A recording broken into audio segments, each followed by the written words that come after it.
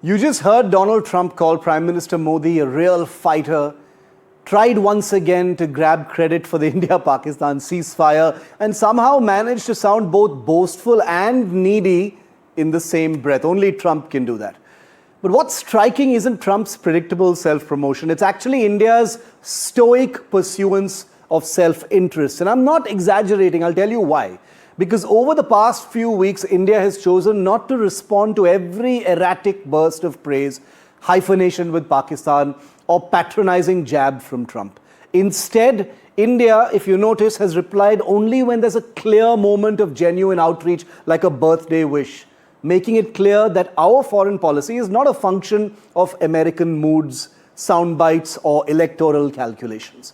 Which is why Prime Minister Modi skipping this week's ASEAN summit in Malaysia is being grossly misread by some as him avoiding Trump or ducking Trump amidst the tense trade negotiations. The truth is almost entirely the opposite, and I'll tell you why.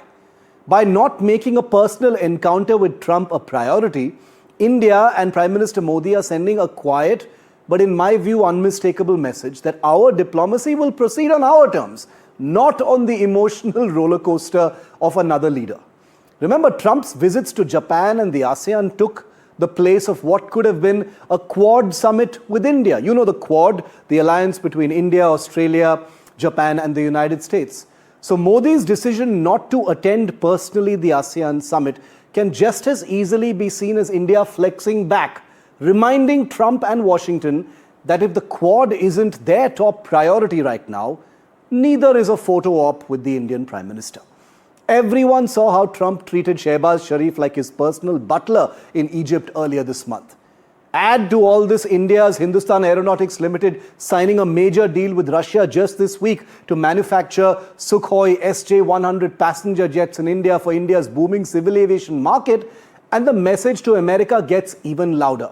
India is scaling up its business partnerships with Russia, not scaling them down. It is diversifying, de-risking, and demonstrating autonomy in the face of total hostility from the United States, saying cut off as many ties as possible with Russia because you are funding the Ukraine war.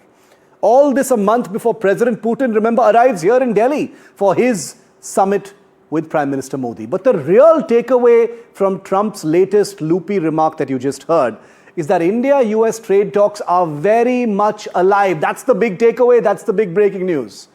With Indian refiners slowing down Russian oil imports while awaiting tariff clarity, because that's what the reports are suggesting, and there are some conflicts with that, Trump's words show that India is bargaining hard and making the deal maker in chief wait for the right deal.